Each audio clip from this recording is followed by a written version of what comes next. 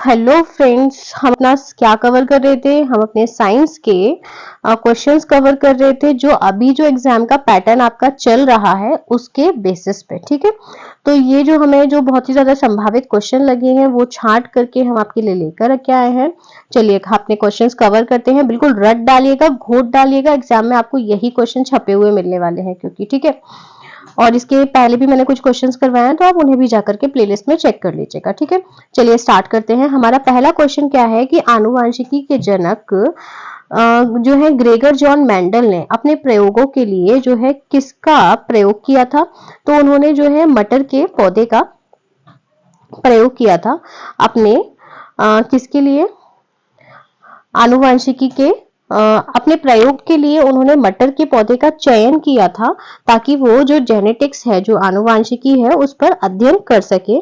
ठीक है, फिर आता है कि फेरस सल्फेट हेप्टा हाइड्रेट। ठीक है, फेरस सल्फेट हेप्टाहाइड्रेट के साधारणतः क्या बोला जाता है?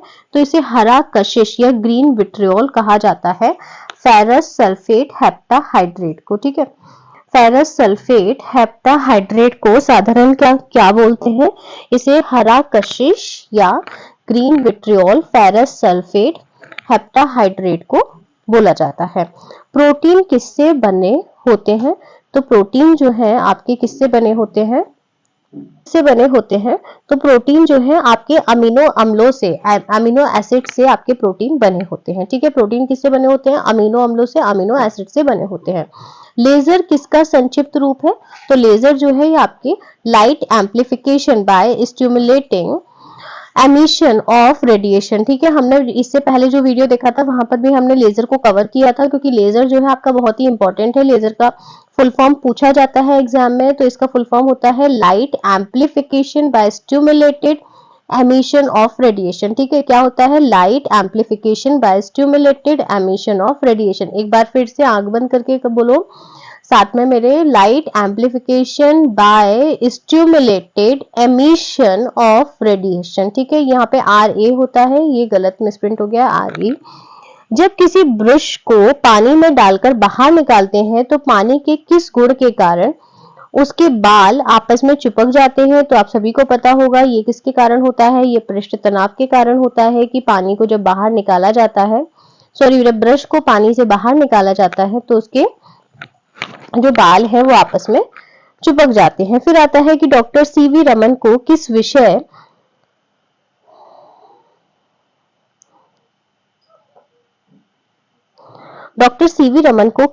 के लिए नोबेल पुरस्कार से सम्मानित किया गया था? तो ये आपके भौतिक शास्त्र के लिए डॉक्टर सीवी रमन को नोबेल पुरस्कार से सम्मानित किया गया था। ठीक है, डॉक्टर सीवी रमन को किसके लिए नोबेल प्राइज मिला था? नोबेल अवार्ड किस लिए मिला था डॉक्टर सीवी रमन को? तो ये आपके भौतिक शास्त्र के लिए, फिजिक्स के लिए डॉक्टर सीवी रमन को आपका नोबेल अवार्ड मिला था, 1930 में मिला था। ठीक है, रमन प्रभाव की खोज इन्होंने की थी। किसकी खोज की थी? डॉक्टर सीवी रमन ने रमन प्रभाव की खोज की थी, इसीलिए इन्हें जो है फिजिक्स का नोबेल अवार्ड मिला था। समुद्री सीमा किस दूरी की एक इकाई है? तो समुद्री सीमा जो है आपकी नौवहन की एक इकाई है। ठीक है, नेविगेशन की आपकी एक इकाई है समुद्री सीमा या नॉटिकल माइल्स। ठीक है, समुद्री सीमा या नॉटिकल माइल्स जो है आपकी नौवहन की एक इकाई है नेविगेशन की। ठीक है, नॉटिकल माइल्स इसे इंग्लिश में कहा जाता है। सार्वभौमिक गुरुत्वाकर्षण का नियम दिया, तो ये किसने दिया था? ये न्यूटन ने दिया था। सार्वभौमिक गुरुत्वाकर्षण का नियम, यूनिवर्सल ग्रेविटेशन का लॉ किसने दिया है? न्यूटन ने दिया है। सार्वभौमिक गुरुत्वाकर्षण का नियम किसने दिया है? न्यूटन ने दिया है। यूनिवर्सल ग्रेविटेशन का किसने दिया है? न्यूटन ने दिया है। फ्राइड का संबंध है सांख्यिकी से। ठीक है, फ्राइड का संबंध किससे है? स्टैटिक्स से है, सांख्यिकी से है फ्राइड का संबंध। फ्राइड का संबंध किससे है? स्टैटिक्स से है, सांख्यिकी से है।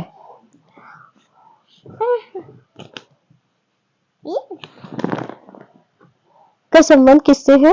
तो फ्राइड का संबंध जो है आपके स्टैटिक्स से है, यानी कि सांख्यिकी से है। हवा में ध्वनि का वेग कितना होता है? हवा में ध्वनि का वेग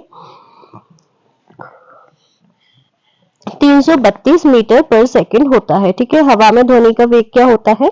332 मीटर पर सेकंड हवा में ध्वनि का वेग होता है।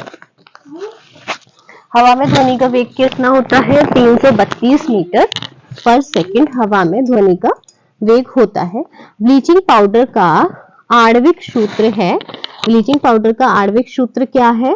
Calcium chloride. ठीक है, ब्लीचिंग पाउडर जो होता है ये आपका होता है कैल्शियम क्लोराइड। ब्लीचिंग पाउडर का आणविक सूत्र क्या होता है? का कैल्शियम क्लोराइड होता है। Kudankulam nuclear power project, Kudankulam nuclear power project जो है ये किस राज्य में स्थापित करना प्रस्तावित है? तो ये आपके तमिलनाडु में है। ठीक है, कुंडनकुलम आपका कहाँ है? न्यूक्लियर पावर प्रोजेक्ट आपका तमिलनाडु में कुंडनकुलम न्यूक्लियर पावर प्रोजेक्ट है। न्यूक्लियर पावर प्रोजेक्ट आपका कहाँ है? ये आपका है तमिलनाडु में। ठीक है, फिर आता है नेक्स्ट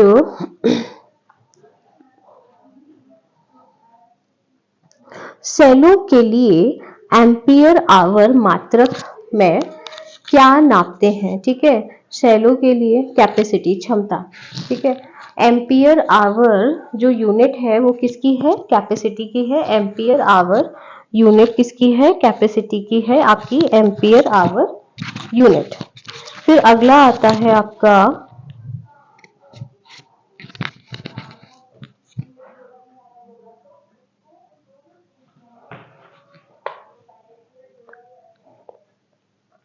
एम्पियर आवर किसकी यूनिट है? ये आपकी शैलो की यूनिट है, ampere hour. Sorry, ampere hour की यूनिट क्या है? यूनिट है एम्पियर आवर, आपकी क्षमता की यूनिट है, कैपेसिटी की यूनिट है एम्पियर आवर। एम्पियर आवर किसकी यूनिट है? कैपेसिटी की या क्षमता की यूनिट है। यदि मात्रा का रक्त समूह ए है, यदि माता का रक्त समूह ए है और पिता का रक्त समूह बी है, तो संतान का रक्त समूह कौन सा हो सकता है? ए हो सकता है, बी हो सकता है, ए बी हो सकता है और वो भी हो सकता है। ठीक है, मतलब चारों रक्त समूह हो सकते हैं संतान के, यदि माता का रक्त समूह ए है और पिता का बी है। ठीक है, जब एक कोलाइडी तंत्र का परिक्षेपण माध्यम गैस को माना जाता है तो उसे कहा जाता है, उसे एरोसोल कहा जाता है। ठीक है, जब एक जो कोलाइडी तंत्र है उसका जो परिक्षेपण माध्यम है वो क्या माना जाता है? वो गैस को मानते हैं। ठीक है, जो आपका एक कोलाइडी सॉल्यूशन जिसे कहा जाता है, कोलाइड आप लोगों को पता होगा। ठीक है, तो कोलाइडी तंत्र है, उसका परिक्षेपण माध्यम क्या है? माध्यम आपका गैस है, तो उसे क्या कहा जाता है? उसे एरोसोल कहा जाता है। एरोसोल क्या होता है? एरोसोल जो होता है आपका एक कोलाइड होता है जो आपके गैस के पार्टिकल्स और डस्ट पार्टिकल्स का मिलकर के बना होता है। ठीक है, जो जब एक कोलाइडी तंत्र का परिक्षेपण माध्यम गैस को माना जाता है तो उसे कहा जाता है एरोसोल। ठीक है, टेस्ला किसका मात्रक है? तो टेस्ला जो है आपके फ्लक्स या घनत्व का मात्रक है। ठीक है, टेस्ला जो है आपकी फ्लक्स की डेंसिटी या फ्लक्स का घनत्व का मात्रक जो है आपका टेस्ला है। टेस्ला किसका मात्रक है? ये आपका फ्लक्स की घनत्व या डेंसिटी का मात्रक है टेस्ला। किस दृष्टि दोष को दूर करने के लिए बेलनाकार सिलेंडर के चश्मे दिए जाते हैं? तो आपका ये होता है एस्टिग्मेटिज्म। ठीक है, एस्टिग्मेटिज्म यानी कि दृष्टि वैषम्य। दृष्टि वैषम्य को दूर करने के लिए आपके सिलेंडर जो बेलनाकार लेंस है उनका यूज किया जाता है एस्टिग्मेटिज्म या दृष्टि वैषम्य को दूर करने के लिए। ठीक है, एस्टिग्मेटिज्म का यूज करते हैं दृष्टि दोष को दूर करने के लिए। माइक्रो प्रोसेसर का आविष्कार किस वैज्ञानिक ने किया था? तो माइक्रो प्रोसेसर का आविष्कार जो है ये आपके रॉबर्ट नॉयस तथा गार्डन नूर ने 1971 में किया था। ठीक है, माइक्रो प्रोसेसर का आविष्कार किस वैज्ञानिक ने किया था? तो माइक्रो प्रोसेसर का आविष्कार जो है आपके रॉबर्ट नॉयस तथा गार्डनर नूर ने 1971 में किया था। माइक्रो प्रोसेसर का आविष्कार किस वैज्ञानिक ने किया था? रॉबर्ट नॉयस तथा गार्डनर नूर ने माइक्रो प्रोसेसर का आविष्कार 1971 में किया था, रॉबर्ट नॉयस तथा गार्डनर नूर। ठीक है, माइक्रो प्रोसेसर। सिग्नल आवृत्ति श्रव्य तरंग के बाहर तरंग पर अध्यारोपण अध्यारोपण की प्रक्रिया को कहा जाता है? तो ये आपका होता है मॉड्यूलन। ठीक है, मॉड्यूलन होता है ये आपका। मॉड्यूलेशन डिमॉड्यूलेशन आपने सुना होगा। तो जो भी आपकी श्रव्य तरंगे हैं, जो भी आपकी साउंड वेव्स हैं, ठीक है, उनके बाहर की जो तरंग है उन पर अध्यारोपण की जो प्रकृति होती है उसे क्या कहते हैं? मॉड्यूलेशन कहा जाता है। फिर आता है कि कौन सा रंग दिए को अधिकतम दर्शनीयता देता है? तो पीला रंग जो है दिए को अधिकतम दर्शनीयता देता है। सिंपल वर्ड्स में बोल दो तो दिए में आपका कौन सा रंग सबसे ज्यादा दिखता है? तो दिए में आपका पीला रंग जो है वो सबसे ज्यादा दिखता है। माचिस उद्योग में प्रयोग किया जाने वाला रसायन है आपका पोटेशियम फॉस्फेट। ठीक है, माचिस उद्योग में आपका कौन सा यूज किया जाता है रसायन? तो वो आपका है पोटेशियम फॉस्फेट। हमारे शरीर में आधारी उपापचय को नियंत्रित करने वाला हार्मोन कौन सा है? तो वो आपका अपटू ग्रंथि है। ठीक है, अपटू ग्रंथि जो है आपकी, ये हमारे शरीर में जो है आधारी उपापचय जो होता है, मेटाबॉलिक रिएक्शन होती है, उसको कंट्रोल करती है। बिजली के बल्ब का फिलामेंट टंगस्टन का बना होता है, आप सभी को पता होगा, बहुत इजी है और ये लेकिन एग्जाम में पूछा जा सकता है। ठीक है, ऐसा नहीं है कि भाई इजी है तो नहीं पूछेंगे। एग्जाम आपके मॉडरेट लेवल के आ रहे हैं, इजी टू टफ, उसमें सारे क्वेश्चन रहते हैं, तभी वो मॉडरेट बनता है। मानव नेत्र पर बना प्रतिबिंब होता है वास्तविक एवं उल्टा। मानव नेत्र पर कैसा प्रतिबिंब बनता है? आपका वास्तविक बनता है, रियल होता है और इन्वर्टेड होता है, वास्तविक एवं उल्टा होता है। पृथ्वी पर कुल जल में मीठे पानी का भंडार है कितना? 2.7%। पृथ्वी पर जितना भी जल है उसमें मीठा पानी या फिर आप उसे पीने योग्य पानी, शुद्ध जल कह सकते हो, तो वो आपका होता है 2.7%। थैंक यू फ्रेंड्स, अभी हम इतने ही क्वेश्चंस कवर करेंगे ताकि आप इजीली इन्हें अच्छे से याद कर सको और इसके बाद में मैं और भी जो आपके लिए मोस्ट प्रोबेबल क्वेश्चंस रहेंगे साइंस के वो लेकर आऊंगी। आप ये पूरी सीरीज अच्छे से कवर कर लेना, इससे बाहर आपके साइंस के क्वेश्चन बिल्कुल नहीं जाने वाले हैं। Thank you so much. Like कीजिएगा, शेयर कीजिएगा, सब्सक्राइब कीजिएगा। ओके।